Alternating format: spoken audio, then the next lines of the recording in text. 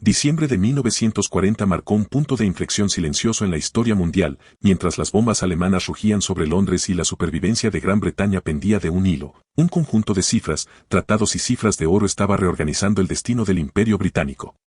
Lo que vino después no fue solo una guerra de balas y acero, sino una batalla económica que transformó quien tenía el control real del mundo. Somos un colectivo de entusiastas de las grandes historias del dinero, economía, finanzas y similares, que en cada video te entregamos el research más riguroso. Contamos con el apoyo visual de herramientas de IA, aunque somos nosotros quienes estamos detrás del research y el guión de los videos. Agradecemos tus likes, shares y suscripción. Ahora sí, te decía. La ayuda estadounidense que supuestamente salvó a Gran Bretaña también estaba diseñando su declive financiero. En el apogeo de su poder, el Imperio Británico dominaba cerca de una cuarta parte del mundo, gobernando sobre millones y extendiendo el peso de la libra esterlina como base del comercio global. Antes de 1939, Londres era el centro indiscutible de las finanzas, con reservas de oro, inversiones globales y activos que ningún otro estado podía igualar. La Segunda Guerra Mundial, sin embargo, obligó a este coloso a gastar sin precedentes, vaciar sus reservas y negociar con un socio que hasta entonces había sido un gigante industrial en crecimiento, los Estados Unidos. Mientras los bombarderos alemanes convertían ciudades británicas en ruinas, por debajo de la superficie política se tejía una trama donde cada cifra y cada firma de tratado cambiaría el orden del siglo XX para siempre.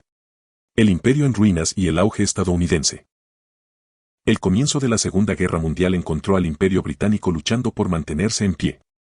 Aunque todavía controlaba enormes territorios, su economía estaba profundamente comprometida tras una década de gastos militares crecientes y una deuda pública que ya se acercaba a niveles críticos. La necesidad de suministros importados era absoluta, y el flujo de oro y dólares se convirtió en la arteria vital para sostener cualquier esfuerzo bélico. La ley de cash and carry estadounidense obligaba a Gran Bretaña a pagar al contado por todos los suministros, sin crédito alguno, lo que drenó rápidamente las reservas en divisas y en oro. Esta política inicial llevó incluso a la evacuación secreta de gran parte del tesoro británico hacia Canadá en la llamada Operación Fesh, un movimiento para proteger activos que se convertían en moneda para armas y equipos.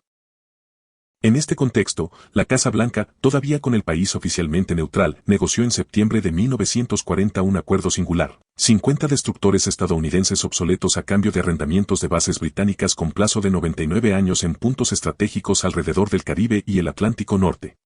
Este pacto no solo proporcionó un alivio material a la Royal Navy, sino que simbolizó la creciente dependencia financiera del Reino Unido hacia Washington.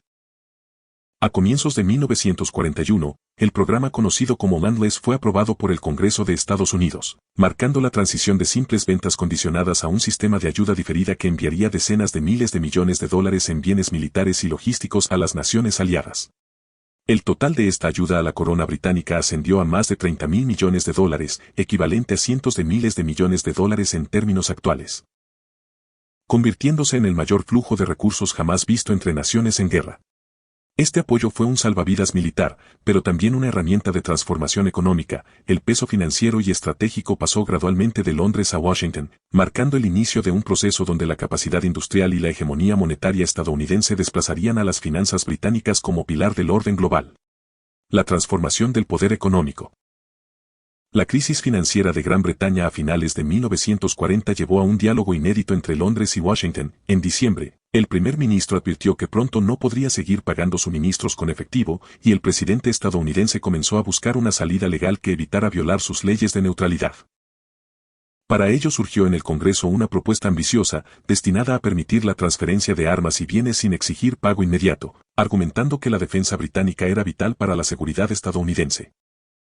El 11 de marzo de 1941, el Congreso aprobó la ley de Land-Lease, diseñada para arrendar o prestar suministros militares, alimentos y materias primas a naciones cuya defensa fuera esencial para los Estados Unidos, permitiendo así que Gran Bretaña recibiera asistencia sin el requisito inmediato de pago.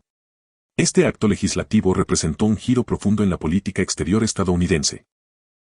Abandonar formalmente el aislacionismo legal y convertirse en el arsenal material de sus aliados aún sin entrar oficialmente en la guerra. Gran Bretaña fue el mayor receptor de este programa, recibiendo aproximadamente 31.000 millones de dólares en suministros a lo largo del conflicto, parte de un total de unos 50.000 millones enviados a todos los aliados combinados. Estos recursos incluían desde aviones y camiones hasta equipos médicos y alimentos, bienes esenciales que mantuvieron a la economía de guerra británica en funcionamiento cuando sus propias fábricas estaban convertidas casi por completo a producción militar. Aunque públicamente se celebró como un acto de solidaridad entre democracias, internamente la ley de Lend-Lease tuvo consecuencias económicas profundas. Estados Unidos no exigió pagos inmediatos, pero sí condiciones que implicaban una consideración política y económica posterior, y los términos de este acuerdo sentaron las bases para un nuevo orden financiero global centrado en Washington más que en Londres. La aprobación del programa desplazó el centro de gravedad económico hacia Estados Unidos. Su industria se convirtió en el principal motor de producción militar y sus finanzas absorbieron gran parte del esfuerzo bélico colectivo, mientras que el Reino Unido, extenuado por años de gasto y emergencia, empezó a perder control sobre su propio destino económico. El precio oculto del auxilio. El nuevo marco de cooperación económica no tardó en revelar su verdadero costo. Con la aprobación de la ley de Lend-Lease, el Tesoro de los Estados Unidos exigió revisar los activos británicos antes de liberar ayuda significativa. El secretario Henry Morgenthau y sus asesores consideraban que, antes de recibir un solo dólar en suministros, el imperio británico debía demostrar que había agotado hasta su última reserva de riqueza. No se trataba de generosidad, sino de control financiero disfrazado de alianza. Las instrucciones fueron claras. Se debía elaborar un inventario completo de los activos británicos en todo el mundo. Desde fábricas y empresas en América Latina hasta inversiones en bancos y compañías estadounidenses, nada quedaría fuera de la lista. Fue una auditoría sin precedentes, que desnudó la estructura económica de un imperio ante una potencia extranjera. Londres comprendió entonces que ya no se trataba de un acuerdo entre iguales, sino de una supervisión impuesta por su nuevo acreedor. Entre los activos señalados apareció un símbolo de la influencia británica en la industria estadounidense, la American Viscose Corporation, una empresa textil con ganancias millonarias y propiedad de Courtaulds Ltd. Una firma británica. Morgenthau insistió en que la compañía debía venderse de inmediato, argumentando que no había justificación para que el Reino Unido mantuviera inversiones lucrativas mientras pedía ayuda al contribuyente norteamericano. La transacción fue inevitable. Se vendió por alrededor de $54 millones, menos de la mitad de su valor real. Aquella venta no fue solo un golpe económico, fue una humillación política. Los diplomáticos británicos comprendieron que cada negociación posterior se desarrollaría bajo las reglas de Washington. El flujo de ayuda dependía ahora de decisiones tomadas al otro lado del Atlántico, y cada nuevo embarque de suministros implicaba más sesiones. Desde la liquidación de activos hasta compromisos sobre la apertura comercial futura. Este momento marcó el punto de inflexión silencioso en la relación entre ambas naciones. El Reino Unido seguía luchando en los campos de batalla europeos, pero había perdido su independencia económica. Las fábricas seguían produciendo, las bombas caían sobre sus ciudades, pero el timón financiero de su supervivencia estaba ya en manos estadounidenses.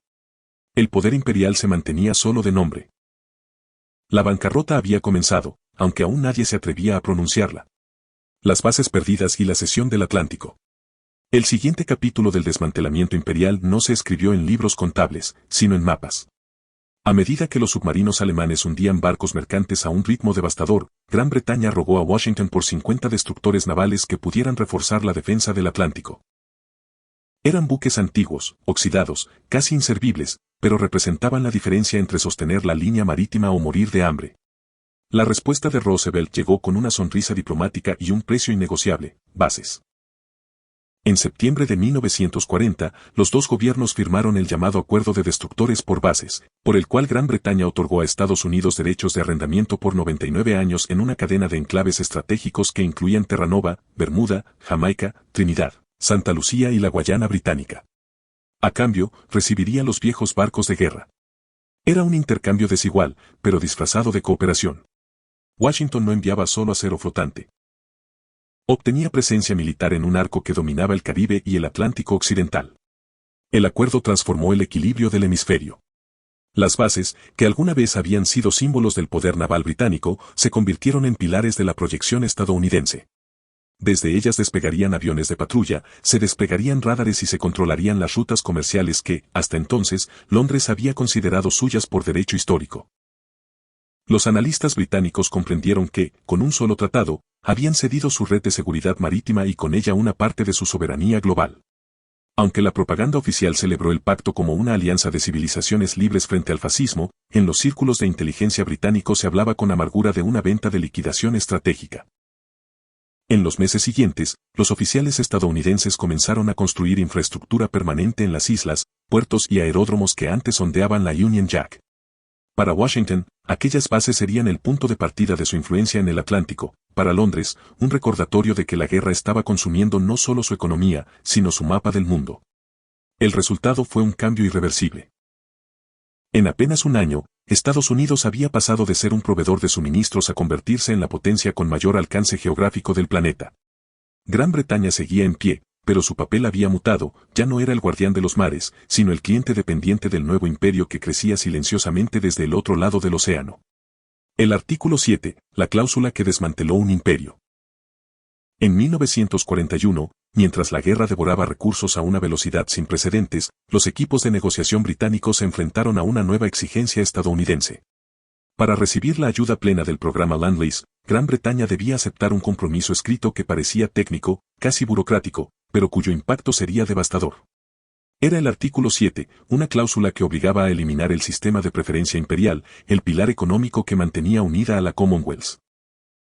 Durante décadas, ese sistema había garantizado que las colonias y dominios del imperio comerciaran principalmente entre sí. Las tarifas preferenciales mantenían a los productos británicos competitivos frente a la industria norteamericana, y a cambio, las colonias recibían acceso privilegiado al mercado londinense. Era un círculo económico cerrado que convertía a la libra esterlina en el eje de un cuarto del comercio mundial. Washington lo veía como un obstáculo para la expansión de sus exportaciones. Los funcionarios estadounidenses, liderados por el Departamento del Tesoro y el Consejo Económico de Guerra, insistieron en que cualquier nación beneficiaria del Lend-Lease debía comprometerse a promover el comercio multilateral y la eliminación de barreras discriminatorias. En apariencia, era una defensa de la libertad económica; en la práctica, implicaba abrir los mercados coloniales a los bienes estadounidenses. Los negociadores británicos entendieron el mensaje; estaban firmando la demolición de su propio sistema comercial. Churchill se resistió, pero la realidad bélica no ofrecía opciones. Las reservas de oro se habían evaporado, las inversiones en el extranjero estaban vendidas, y la flota mercante se reducía cada semana por el ataque de los submarinos. Sin suministros norteamericanos, la isla quedaría aislada y derrotada. En esas circunstancias, Londres firmó el acuerdo. El artículo 7 se convirtió en el caballo de Troya de la posguerra, la rendición económica envuelta en papel diplomático. Aquel documento selló algo más que un pacto de emergencia. Marcó el principio del fin del Imperio Británico como bloque económico autónomo. Con sus barreras arancelarias destruidas y su comercio dependiente del dólar, el Reino Unido había entregado la llave de su prosperidad futura. La victoria contra Hitler se estaba comprando a crédito, pero el pagaré se firmaba con los cimientos mismos del poder británico. El gigante despierta y la sombra del declive. El ataque a Pearl Harbor en diciembre de 1941 cambió el tablero mundial. Estados Unidos entró oficialmente en la guerra, y su maquinaria industrial, ya en plena expansión gracias al Lend-Lease, se transformó en el motor bélico más poderoso de la historia.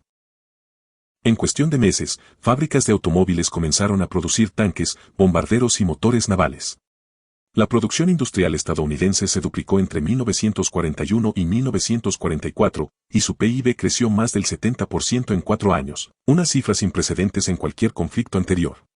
Mientras tanto, Gran Bretaña siguió un camino inverso. Su economía fue completamente absorbida por la guerra.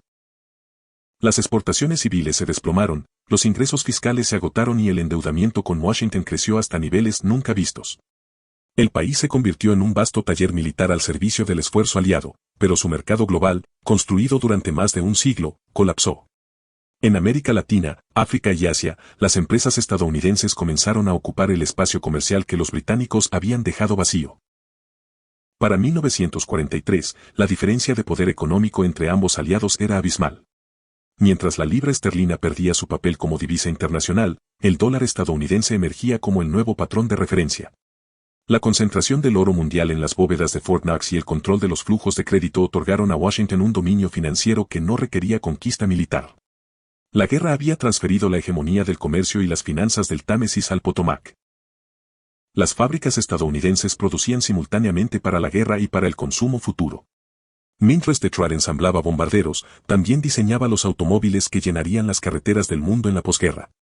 La capacidad de producir y exportar sin sufrir devastación interna permitió a Estados Unidos planificar el día después del conflicto, algo imposible para una Gran Bretaña exhausta y bombardeada.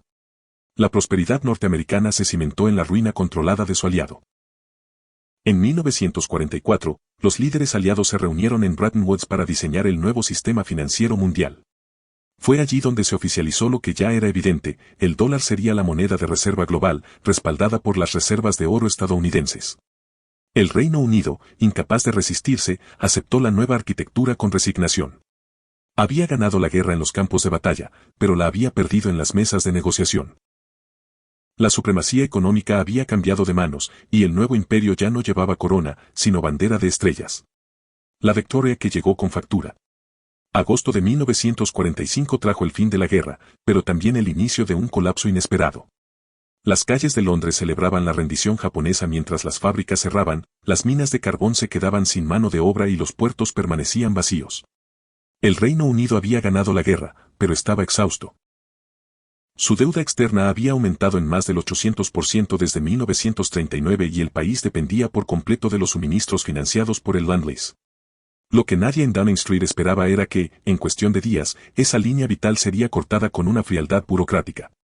El 21 de agosto de 1945, apenas una semana después del anuncio de la victoria, el presidente Harry Truman firmó la orden de suspensión inmediata del programa Lend-Lease. Los barcos cargados de alimentos y maquinaria que cruzaban el Atlántico recibieron instrucciones de regresar a puertos estadounidenses. Sin un periodo de transición, sin negociaciones, el flujo económico que mantenía viva a Gran Bretaña se evaporó. Fue un golpe más devastador que cualquier bombardeo. De la noche a la mañana, el país se encontró sin reservas de divisas, sin crédito y sin medios para alimentar a su población. El economista John Maynard Keynes, agotado y enfermo, fue enviado a Washington para negociar lo imposible: un rescate. Su argumento era moral, no técnico. Afirmaba que Gran Bretaña había sostenido la lucha 2 años sola y que el mundo libre debía reconocerlo. Pidió una subvención de $6.000 millones para reconstruir la economía y estabilizar la libra. Pero la atmósfera en Washington había cambiado. Con el enemigo derrotado, la generosidad se extinguió. El Congreso estadounidense rechazó la idea de una ayuda sin retorno y ofreció en cambio un préstamo, con intereses y condiciones que rozaban la humillación. En diciembre de 1945, los representantes de ambos países firmaron un acuerdo por $3.75 mil millones, equivalente a cerca de 180.000 millones actuales, que debía pagarse en un plazo de 50 años. El documento incluía una cláusula letal: la libra esterlina debía volverse convertible al dólar en el plazo de 1 año. Esta medida, presentada como un paso hacia la liberalización del comercio, tenía un efecto previsible. En cuanto entró en vigor, en julio de 1947, los tenedores extranjeros de libras comenzaron a canjearlas masivamente por dólares, provocando una fuga de capitales que dejó al país sin reservas. En apenas 5 semanas, el gobierno británico suspendió la convertibilidad. Había perdido cientos de millones de dólares, su crédito internacional y su dignidad política. Keynes no llegó a ver el desastre completo, murió unos meses antes, consciente de que el préstamo que negoció había sellado el destino de su nación. La victoria militar se transformaba en derrota económica. Estados Unidos había ganado sin disparar un tiro más, su deuda se convirtió en el arma que reemplazó a las bombas, y su hegemonía financiera se consolidó sobre los restos del imperio que alguna vez dominó el mundo. La deuda que nunca terminó. El final de la guerra no trajo paz económica al Reino Unido. En lugar de la prosperidad prometida, el país entró en un invierno interminable de privaciones. El año 1947, uno de los más fríos del siglo, se convirtió en símbolo de esa posguerra amarga: fábricas paralizadas por falta de carbón, apagones en las ciudades y un pueblo que aún vestía uniformes reciclados del frente. El pan, que jamás fue racionado durante los peores días del Blitz, se convirtió en un bien controlado por el Estado. El imperio que había alimentado al mundo no podía alimentarse a sí mismo. El gobierno laborista intentó reconstruir sobre ruinas. Nacionalizó industrias, implantó el sistema de salud pública y soñó con una nueva sociedad igualitaria. Pero cada política social tenía un límite invisible: Washington. Cada libra gastada dependía del crédito estadounidense y cada decisión debía alinearse con las condiciones impuestas por el Tesoro norteamericano. La independencia financiera británica era ya un recuerdo. La austeridad se convirtió en doctrina nacional, no por elección, sino por supervivencia. La crisis no se limitó al ámbito económico. En 1947, la bancarrota del Estado británico forzó una decisión que selló el final del imperio: el retiro de Grecia y Turquía, países que Londres había sostenido durante décadas para contener la expansión soviética. Un telegrama enviado al Departamento de Estado estadounidense reconocía, con una frialdad escalofriante, que Gran Bretaña no podía seguir pagando. Ese mensaje provocó la respuesta inmediata de Washington, la doctrina Truman. El bastón de liderazgo global pasaba oficialmente de Londres a Washington. El viejo imperio ya no podía sostener el mundo, su sucesor lo haría bajo una nueva bandera. Los años siguientes confirmaron el descenso. En 1949, la libra se devaluó un 30% y el gobierno británico perdió lo que quedaba de confianza internacional. Las colonias comenzaron a declararse independientes: India, Birmania, Ceilán, Palestina. La Commonwealth surgió no como símbolo de unidad, sino como un intento nostálgico de conservar vínculos con un pasado que ya no existía. El Reino Unido seguía siendo una nación poderosa, pero no un imperio. Su economía giraba en torno al dólar, su diplomacia orbitaba a Washington y su futuro dependía del crédito americano. La deuda de guerra no fue solo un asunto contable, fue una cadena que se extendió por generaciones. El último pago del préstamo anglo-estadounidense se realizó el 29 de diciembre de 2006. 60 años después del fin de la Segunda Guerra Mundial, el Tesoro británico aún enviaba un cheque anual a Washington. Era un acto simbólico, pero también una confesión histórica. La libertad se había comprado a plazos. La historia concluye con una ironía amarga. Gran Bretaña ganó la guerra más decisiva del siglo XX, pero perdió la posición que la había hecho grande. Estados Unidos, sin conquistar territorios, construyó un imperio más vasto, el de las finanzas, la producción y el crédito. La hegemonía cambió de acento y el mundo entró en la era del dólar. En la superficie, fue una victoria aliada, en el fondo, una transferencia de poder cuidadosamente administrada. El precio de la victoria británica fue su propio futuro. El imperio no cayó bajo el fuego enemigo, se vendió, pieza a pieza, para comprar tiempo. Su ruina no fue una derrota militar, sino un pacto económico que redefinió el orden mundial. Desde ese momento, ningún imperio volvería a caer con bombas. Caerían con préstamos, intereses y tratados firmados en silencio. Los imperios del pasado conquistaban con cañones, los del presente lo hacen con contratos. Y entender eso no es solo historia.